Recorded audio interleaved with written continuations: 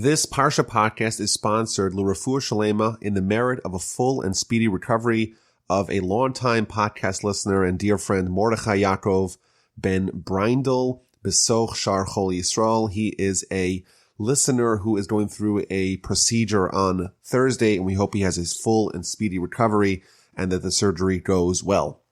Parshas Vayechi is the shortest parsha in the book of Genesis and the final one. It clocks in at 85 verses, the only one that has fewer than 100 verses in the whole book of Genesis.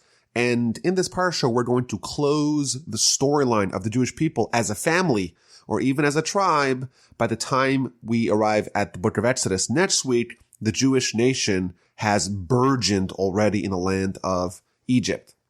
And if you look at this parsha in a Torah scroll, you'll notice an unusual characteristic. Usually, between each parsha, there is a break equivalent of 9 letters. You'll have a break in the actual Torah scroll where there's no letters written for the space of 9 letters. Whereas between last week's parsha, Parshas Vayechi, and this week's parsha, Parshas Vayechi, there is no break and there's no separation between the two. And the first Rashi in the parsha tries to answer that question. Why is this parsha closed up? There's no break between last week and this week's parsha. And he tells us 2 answers. Because in this week's parsha, Jacob's going to die. And when Jacob dies, the heart and the eyes of Israel are going to be closed up because of the pain and the suffering of the enslavement. Because when Jacob died, the enslavement began. And therefore, the parsha is kind of highlighting this degradation, the fact that the Jewish people's hearts were closed up, and the parsha mirrors that, and it too closes up, which is an interesting idea that the Torah is going to mirror the state of the Jewish people. If the Jewish people are going to be closed up, their hearts, their eyes are shuttered because of the pain that they're experiencing, the Torah will mirror that and reflect that it too will be closed up and won't have that break. But it's interesting. Rashi tells us here that when Jacob died, the enslavement began. In the book of Exodus, we find that that's actually not the case. We find that the Torah tells us in the book of Exodus the death of the son of Levi, which is Jacob's son. And Rashi explains over there that the reason why it tells us when Levi died specifically, it doesn't tell us when the rest of the brothers died, with the exception of Joseph. It's because Levi was the one who lived the longest amongst his brothers. And when he died, that's when the enslavement began.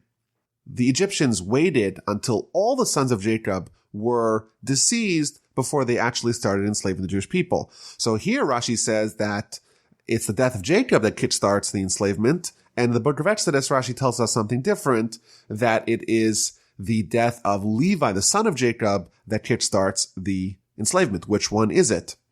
And the answer is that the enslavement was multifaceted. Of course, there was the actual physical enslavement. The Jewish people were forced to work. They were enslaved. But there was also a spiritual subjugation. There was also the effects of being acculturated, of being submitted to the way of life in Egypt, that the Jewish people were, so to speak, enslaved by Egyptian culture. They were influenced by the ways of the people around us, and that too constitutes an enslavement. When Jacob was around, the Jewish people or the Jewish family had nothing to worry about. He was such a beacon, such a leader, such an inspiration, they were not affected by the surroundings around them. However, once Jacob passed away, the spiritual enslavement began, and indeed it was only when Levi passed away that the physical enslavement, the second part of the enslavement, began as well. And it's interesting, if the enslavement is multifaceted, there's a physical and a spiritual enslavement, we will find in the book of Exodus that when the Exodus happens, when the redemption happens, it too happens on 2 levels. There is the physical redemption and there is the spiritual redemption. Perhaps a second way to understand this idea of the spaces between each parsha and not having that spaces here in this parsha because of the death of Jacob is that when you finish a parsha, you have time to reflect, time to ponder, time to internalize. But now, as the Jewish people are heading into exile, they're heading into enslavement, there really is nothing to reflect upon. There's nothing to ponder. You cannot internalize it. Sometimes there's nothing but faith. There may seem like there's no path forward, there's no way out of the maze, and there's nothing that you could do to figure it out, and there's no point necessarily on pondering and reflecting upon it. You have to just absorb it. So Jacob is living in the land of Egypt for 17 years, and he is 147 years old, and he is about to pass away.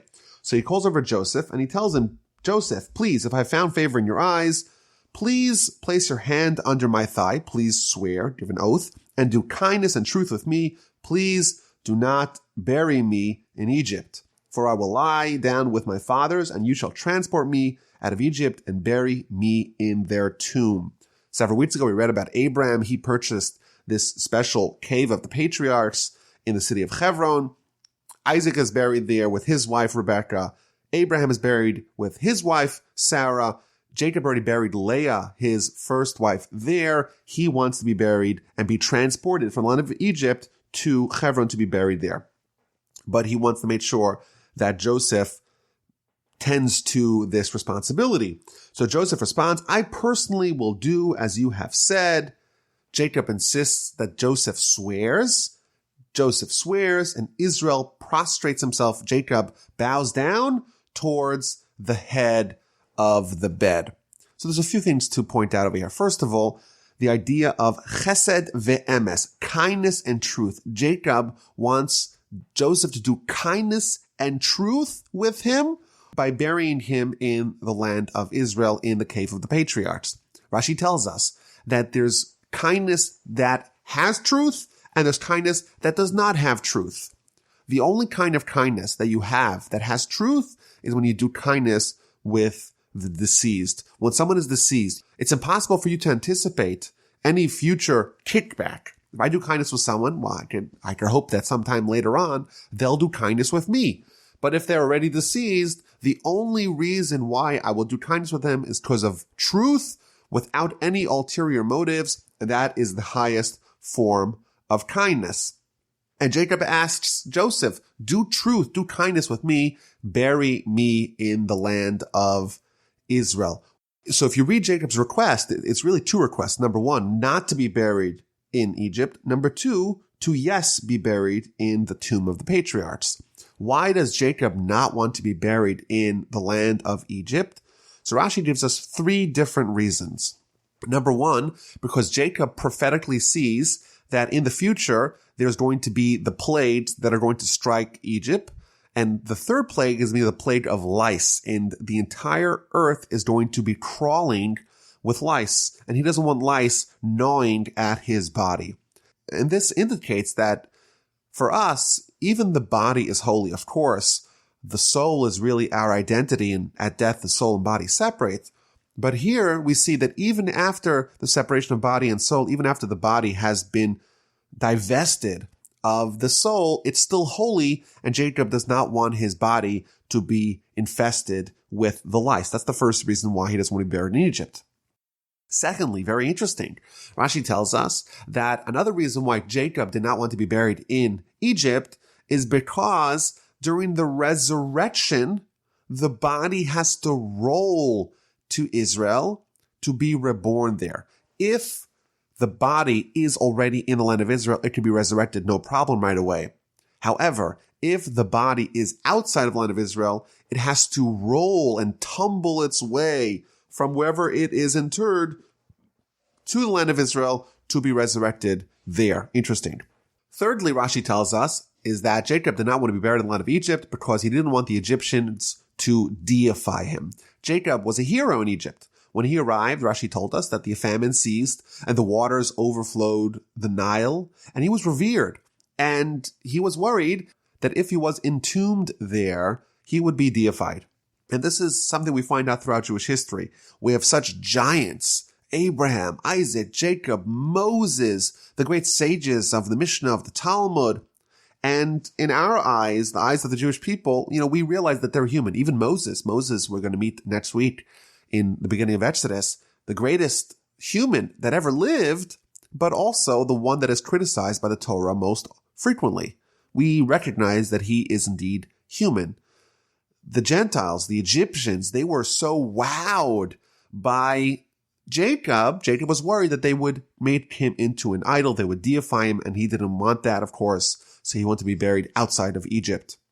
Of course, there was 2,000 years ago a renegade yeshiva student, JC, who taught some of the Torah of his teacher, Rabbi Yeshua ben Prachya, and the Gentiles were so impressed by what they heard. They had never heard Torah, and they deified him. Who knows what would have happened had the Gentiles been privy to the wisdom of the Rambam, of Maimonides? Perhaps they would have deified him as well.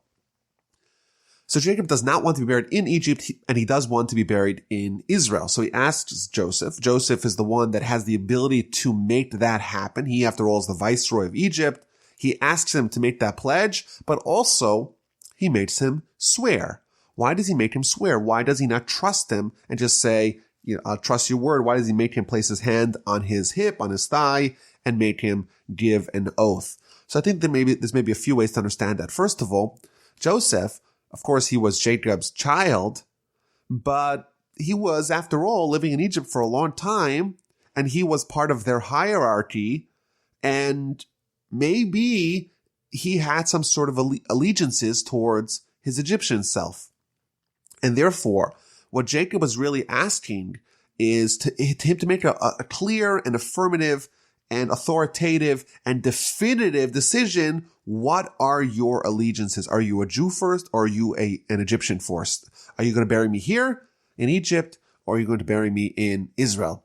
Joseph indeed swears, responds in the affirmative. Jacob bows to the bed. He knows that his bed is complete. He knows that all of his children are indeed going in the proper path. And we will see indeed at the end of the Parsha, perhaps there was another astute reason why Joseph had to make an oath, because had he not made an oath, Pharaoh would not have allowed Jacob to be taken to Israel. After Joseph swears in the affirmative, Jacob prostrates himself. He bows down to the head of the bed. Why does he do that? So Rashi tells us that hovering over the bed of sick people, of ill people, is the Shekhinah, is the divine presence. An interesting idea, that the divine presence is close to someone who is ill. Why? Because someone who is ill, someone who recognizes their vulnerability, they are close to God.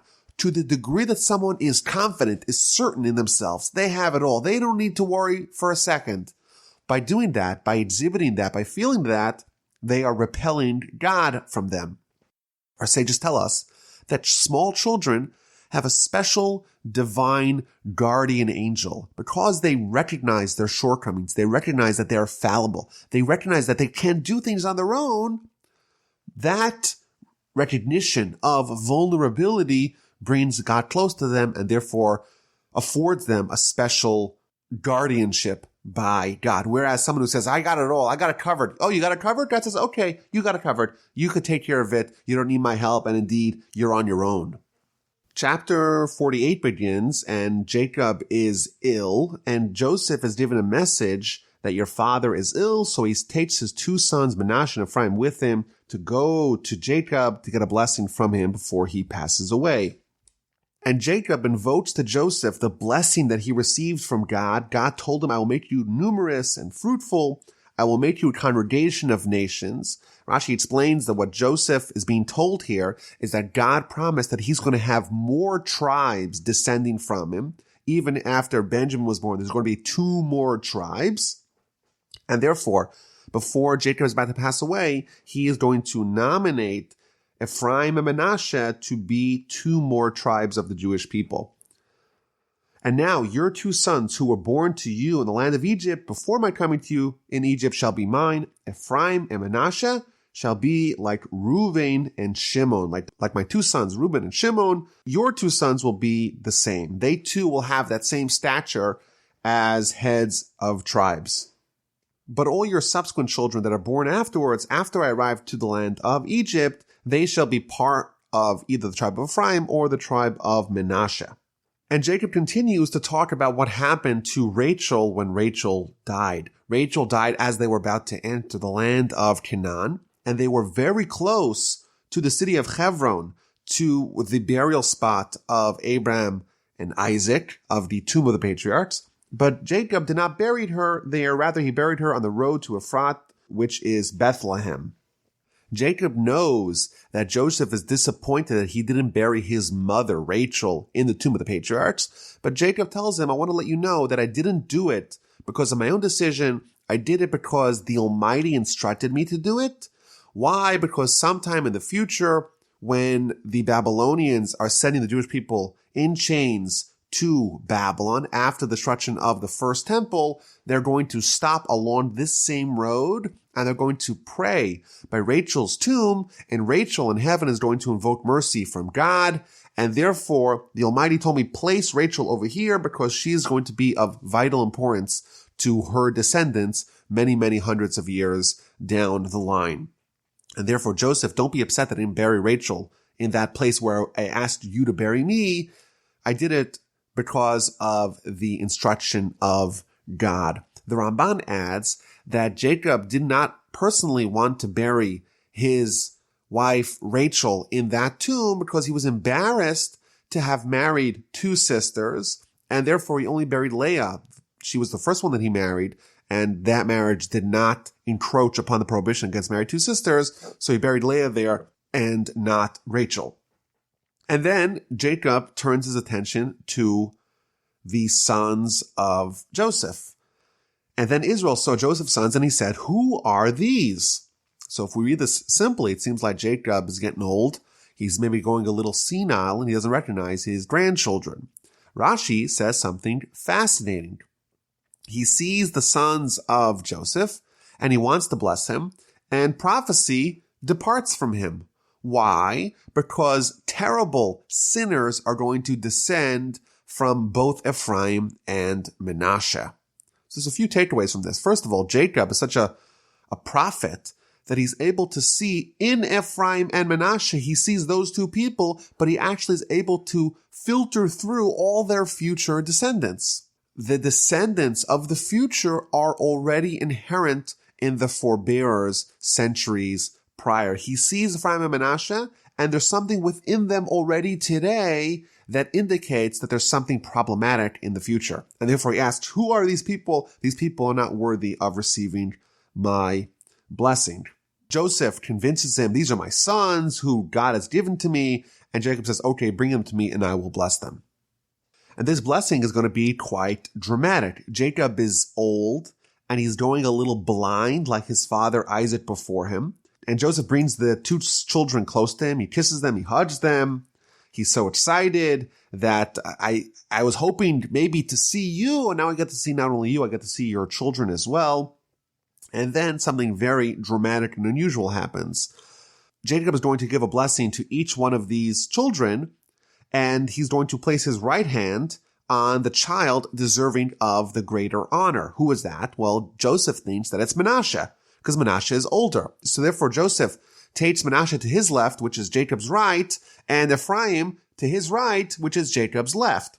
And Jacob maneuvers his hands, he swats them, he crosses them over, and places his right hand on Ephraim and his left hand on Manasseh.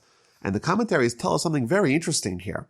Jacob was old and was blind, and there were two children brought before him, and what he wanted to do was not the same as what the person who brought those two children wanted to do. Does that sound somewhat familiar? The Baal HaTurim says yes. When Isaac was old, when Isaac was blind, Jacob coordinated the switcheroo where he took the two sons, meaning him and his brother Esau, and he switched the two. And similarly, almost tit for tat, when Jacob is old and Jacob's blind, someone else is going to take two sons and swap them. Jacob begins his blessing by blessing Joseph, and he tells him, O God, before whom my forefathers Abraham and Isaac walked, from my inception until this day, may the angel who redeems me from all evil bless the lads, and may my name be declared upon them. and the names of my forefathers Abram and Isaac, and may they proliferate abundantly like fish within the land. So Jacob begins his blessing, and it's a blessing to Joseph that his children flourish. May they proliferate abundantly like the fish within the land. But meanwhile, Joseph is perturbed because he sees his father switching his hands, and he tries to fix the problem. And Joseph says to his father, "Not so, father, for this is the firstborn. Place your right hand on his head." But his father refused, saying, "I know, my son, I know. He too will become a people, and he too will become great. Yet his younger brother shall become greater than he, and his offspring's name will fill the nations." Continuing the theme that we've seen time and time again throughout Genesis, it's the younger brother who will triumph over the older brother. Ephraim is going to be greater than Manasseh, and therefore it is worthy for him to receive the greater blessing. Why is Ephraim going to be greater than Manasseh?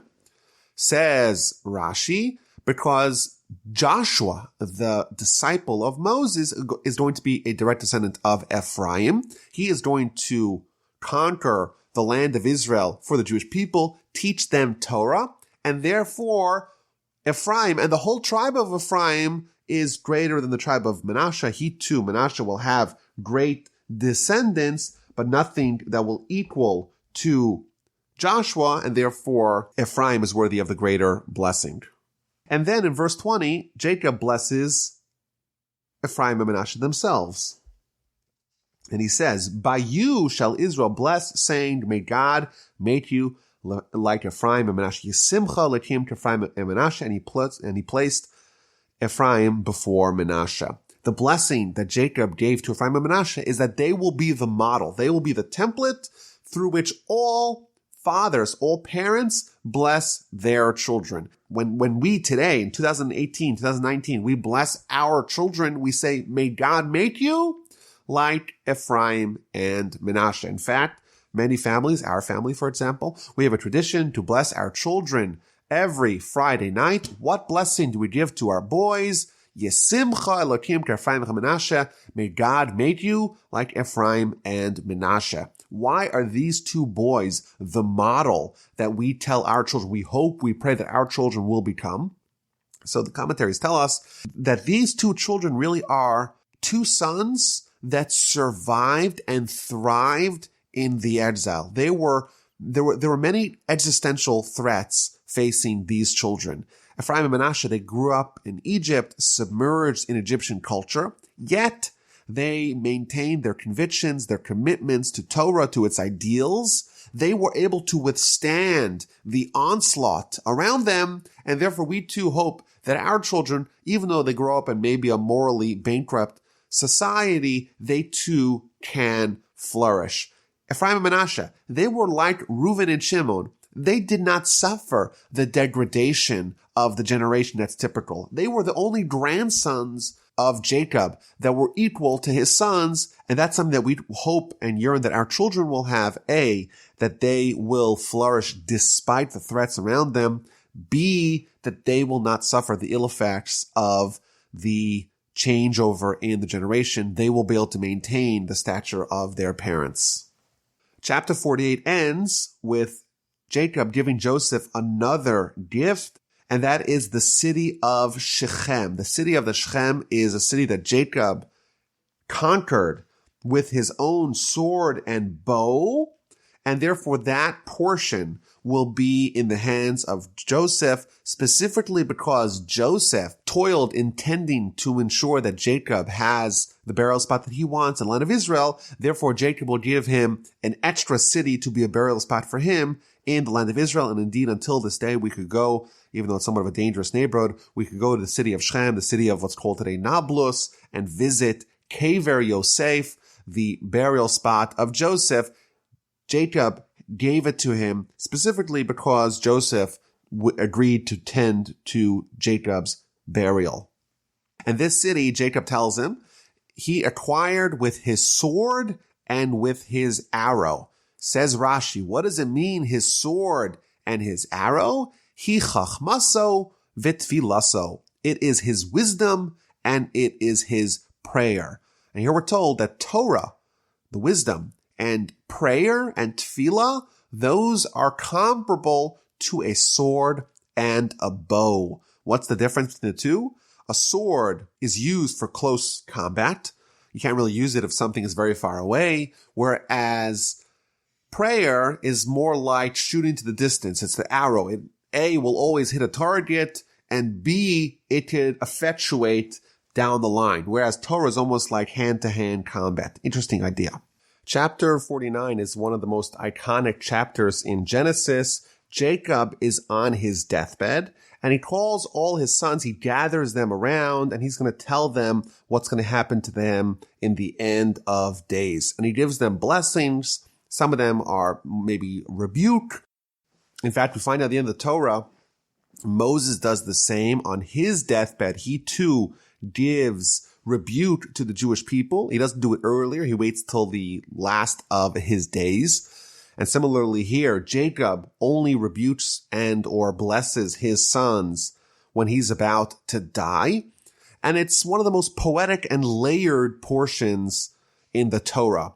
Each verse has multiple, often quite disparate meanings. There's very long commentaries in Rashi. And of course, we won't be able to go through everything, but we'll try to cover a lot.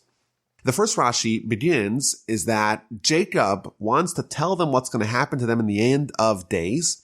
He was desirous to reveal the end, but the prophecy departed from him, and he started saying different things. That's what Rashi says. This is somewhat unusual. Jacob, it seems like from Rashi, was planning on giving an entirely different speech, but magically, he had a second speech chambered, ready to go when his notes were taken away. It seems very, very strange. What does this mean that Jacob was planning to give one speech and he started saying something entirely different? And as we find out, it's a very poetic speech. He just had that planned and that wasn't part of his original speech. So the theory here is that even when Jacob was giving a rebuke, it really was a blessing. What he was revealing to his children, as we will go through one by one, he was revealing their root, unchangeable character. What was the nature of each one of his sons? And this is quite valuable. It's a blessing. If someone knows their character, they know the tools and the drawbacks that they have, and they're able to navigate life more successfully. If you know what strengths you have and you know what weaknesses you have, you can set up yourself for success based upon that important information. And therefore, even the sons that he rebukes, we find it is a great blessing because he is giving them tremendous information that they could use towards directing their life in the right path. So maybe what actually Jacob wanted to do and what Jacob did, those two things are not so distant. He wanted to reveal the end. He wanted to reveal the destination. He wanted to reveal the destiny of each one of his children. And he wasn't able to do that. The prophecy departed from him. But instead, he revealed the tools that they're going to use to get there. Meaning that was all part of his speech. His speech was where you're going and how you're going to get there. And he wasn't allowed to say where you're going, but he still maintained the second half of his speech, the how you are going to get there, and you're going to get there via the innate tools that you have. So he begins with Reuben, you are my son, my strength, and my initial vigor, foremost in rank and foremost in power.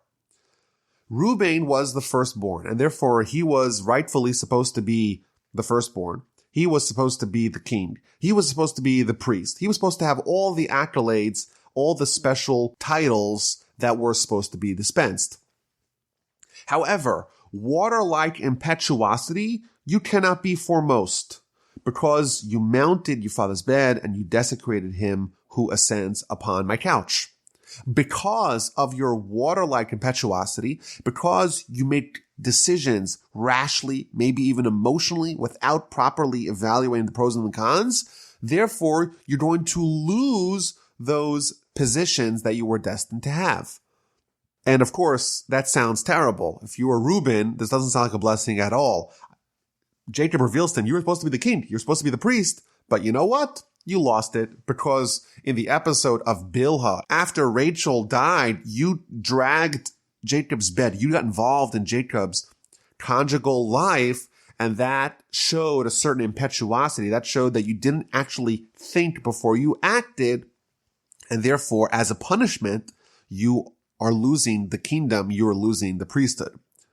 But if we understand this on a deeper level, we realize it's not a punishment at all. Jacob's revealing that Reuben has some innate character that is impetuosity. He acts before he thinks. You know what's the worst job for someone with that character? For someone like that to be a king. A king who wields tremendous power. If they use that power in this manner, and they use it without thinking, it could be detrimental to the country.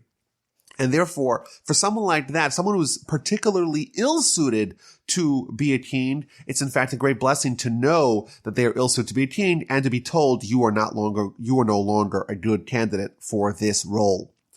In addition, the priest has to deal with very complex, labyrinthine laws in the temple.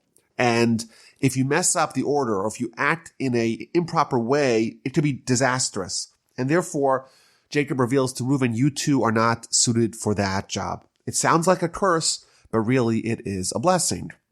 And then he moves out to Shimon and Levi.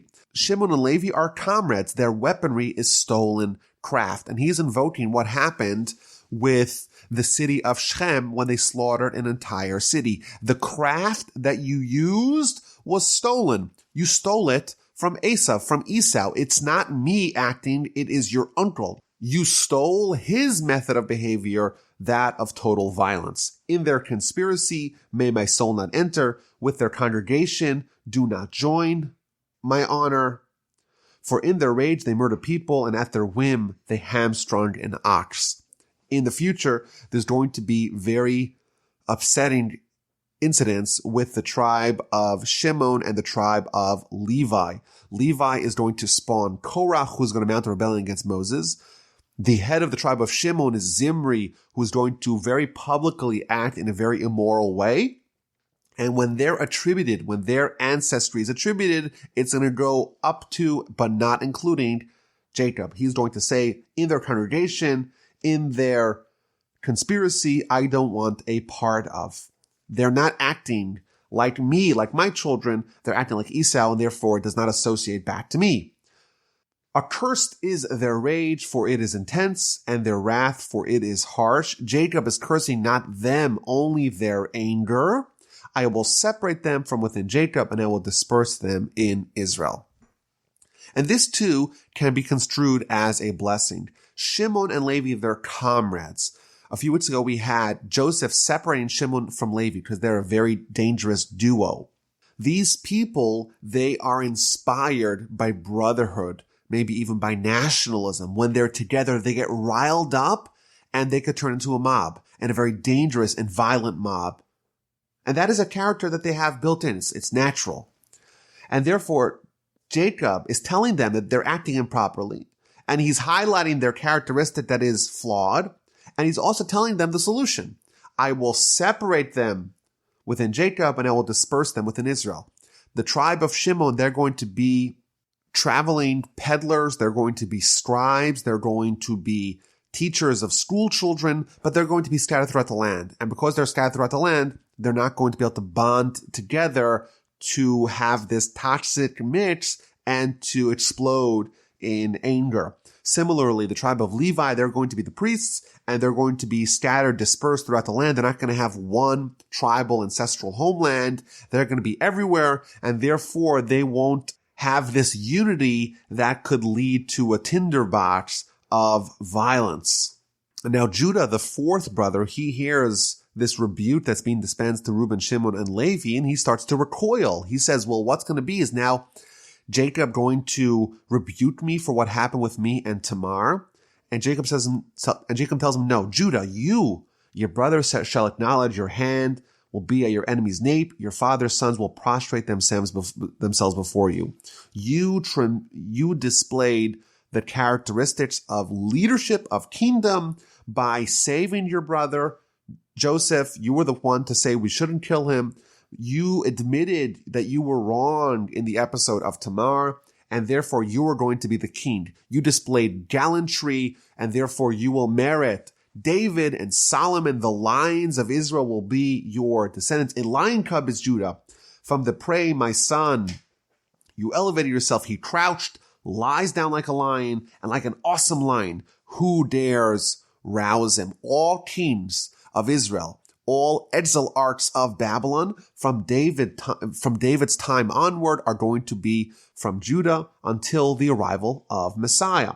The scepter shall not depart from Judah, nor the scholar from among his descendants, until Shiloh's arrival. Shiloh is a reference to Messiah, and his will be an assemblage of nation. His land will be drenched in wine. There will be plentiful pastures for animals, producing lots of milk, red-eyed from wine, and white-toothed from milk. Says the Talmud in the book of Ksubas, page 111a. Rabbi Yochanan says, it is better to whiten your teeth to your fellow, to smile at your fellow, than to give him milk to drink. Even though when you give something tangible like milk, it's very appreciated, but when you show them the white of your teeth, it is even more appreciated. And it derives it from this verse that the whiteness of teeth is better than milk. The next two sons of Jacob are Zebulun and Yisachar, Zebulun and Issachar. These are going to be a tag team. They're going to have an agreement. Zebulun shall settle by the seashore. He's going to be a businessman. He's going to live at the seashore in the marketplace. He shall be at the ship's harbor, and his last border will reach Zidon. He's going to be the businessman who's going to make a lot of money. And he's going to have a partnership with Yisachar, who's going to be the strong-boned donkey. He rests between the boundaries. What does that mean? It means that Yisachar is going to be like a donkey that bears a very heavy load. The load of all of Torah is going to be on the tribe of Yisachar. They're going to be a tribe of scholars, and they're going to have a partnership with Zevulun. Zevulun is going to provide the finances, Yisachar is going to provide the Torah, and they'll split both pots equally. Half of Zevulun's money goes to Yisachar, and half of Yisachar's Torah goes to Zevulun. And indeed, Zevulun is going to merit to have half the Torah. And in fact, even though he is younger than Yisachar, he's mentioned first both here and when Moses blesses the tribes in the end of the Torah, because his role is going to make it feasible for Yisachar to study Torah. Like the Mishnah tells us, if there is no flower, there is no Torah. Without Zevulun, Yisachar cannot flourish. Yisachar is compared to a donkey. A donkey, it's different than a horse. When a horse rests, you take off the load, whereas the donkey's load is never removed. The load of Torah is upon him at all times. And he's going to shoulder the burden of the Jewish people, become an indentured laborer for the Jewish nation. He's going to do all the hard work necessary to facilitate the very complicated Torah matters. For example, figuring out the calendar. That is a burden that he is going to bear to benefit the Jewish people. Dan will avenge his people. The next tribe is the tribe of Dan, and this is a reference to Shimshon, to Samson, the judge. He will avenge the Jewish people. The tribe of Israel will be united behind him. He's compared to a serpent, to a viper. He is going to bite the horse's heel, and the rider falls back. That's a reference to the famous episode of Samson where he topples a building, not by destroying the building itself, but by destroying its foundations. God is going to be a regiment that will retreat on its heels. That's a reference to the tribe of God. They're going to actually live on the east bank of the Jordan River. They're going to live in the lands conquered by Moses. However, they will join their Jewish brethren. They will cross over the Jordan, cross over and engage in the war of conquest of the west bank of the Jordan with Joshua, even though they're going to live on the east bank, and they'll conquer the land with legions, but none of them will perish in the war. They will all retrace their steps and return to the east bank.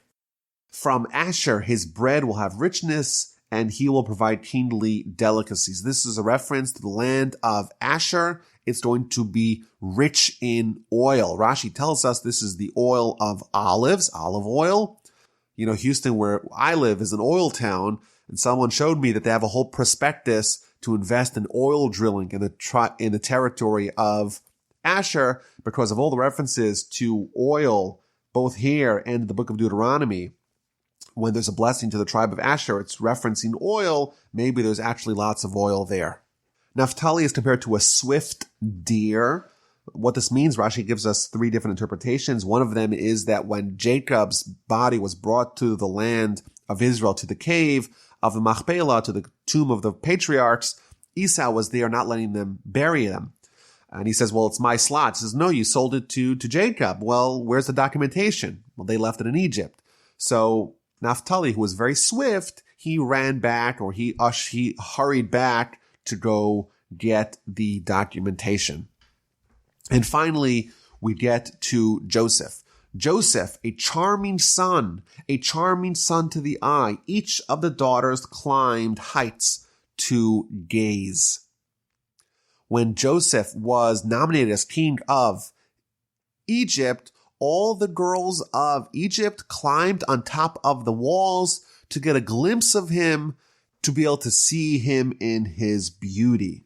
He's also a charming son to the eye. So Rashi gives us a whole bunch of interpretation of what that means. But it tells us, for example, one of them is that when Jacob and his family were about to meet Esau, the mothers preceded their children, with one exception.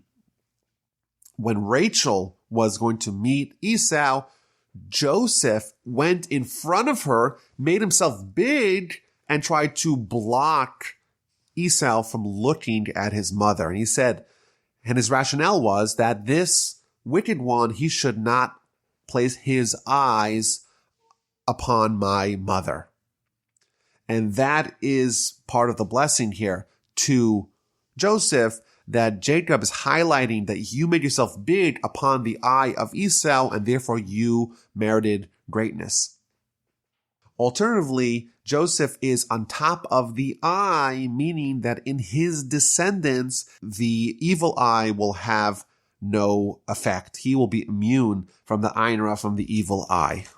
They embittered him and became antagonists. The arrow-tongued men hated him.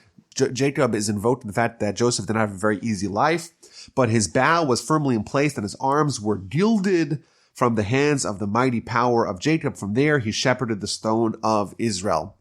What does this mean?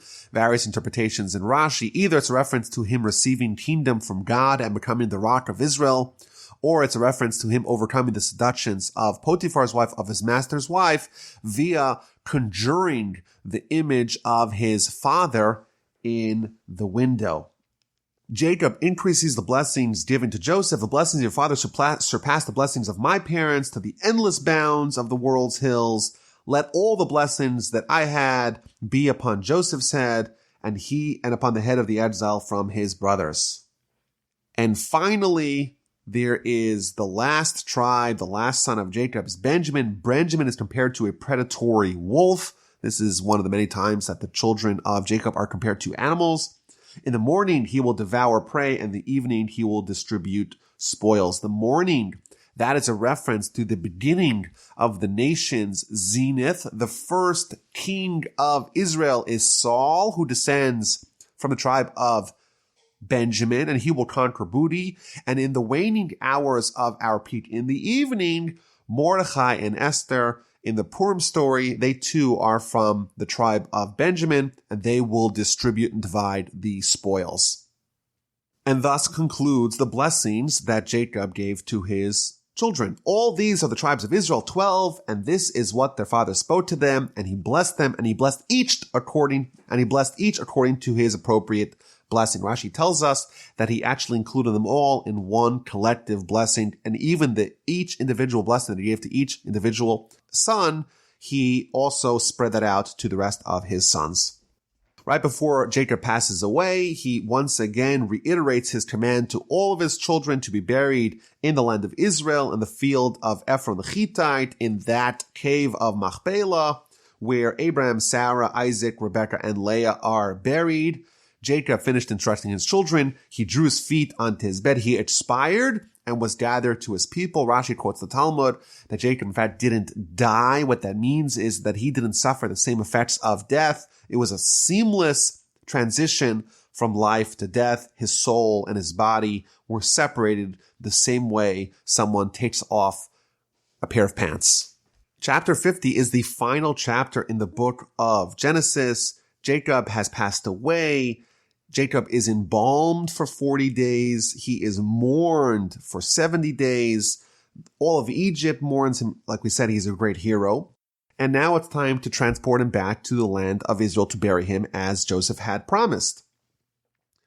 So Joseph goes to Pharaoh and says to Pharaoh, "My father made me swear," telling him, saying, "Behold, I am going to die. Bury me in my grave, which I've hewn for myself, the land of Canaan.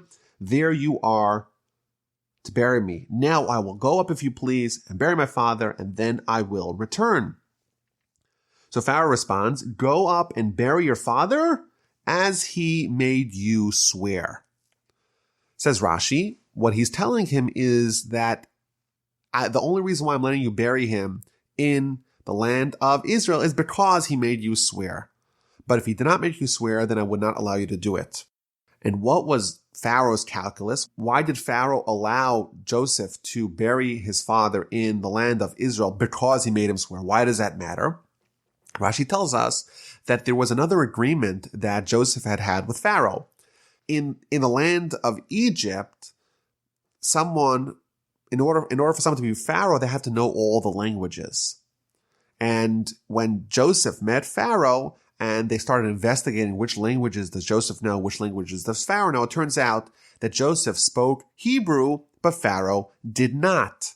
And therefore, by Egyptian law, Pharaoh was disqualified from being Pharaoh. But Joseph said, "You know what? Don't worry about it. I won't reveal it. No one will know. This will be our little secret." And in fact, Joseph swore to that effect. He swore that he's not going to reveal the secret. And therefore, Rashi tells us that the reason why Pharaoh allowed Joseph to bury Jacob in the land of Israel because of an oath was because he was worried that if he forces him to transgress on that oath that Joseph gave to Jacob, maybe he will come to transgress the oath that he gave to Pharaoh. And this does not necessarily mean that this will be immediate, that immediately after Joseph is forced to transgress one oath, he'll right away go announce to the tabloids that Pharaoh doesn't speak Hebrew. No, the meaning is that Joseph was someone who was a man of truth, and therefore he was not accustomed to lying. He would always say what's true, and he would keep his word.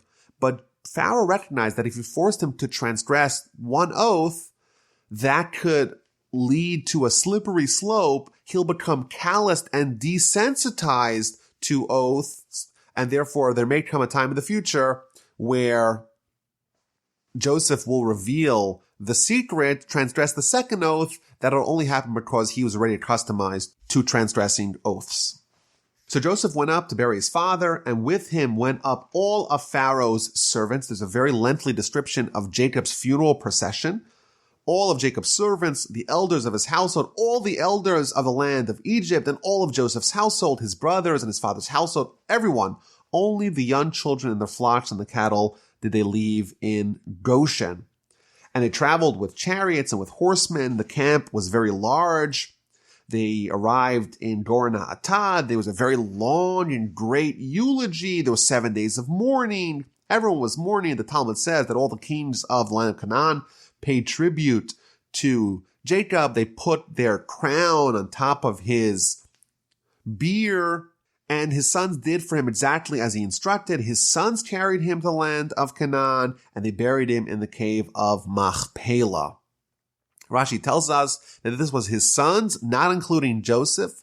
Joseph was a king, not including Levi, because Levi is in the future going to carry the Ark of the Covenant, and not including grandchildren, because the grandchildren were born from Canaanite women, and therefore Jacob did not want them holding his bier. The Talmud tells us that when they arrived in the cave by Machpelah, Esau was there. Like we said earlier, he demanded evidence that this indeed belonged to Jacob, and Naphtali ran down to Egypt to try to retrieve the evidence. But Hushim was the only son of Dan, and he was deaf, and he wasn't following exactly what was happening, but he realized that something odd was happening. They weren't burying Jacob right away. So he asked someone, what's going on? They pointed, see that man stopping Jacob from being buried.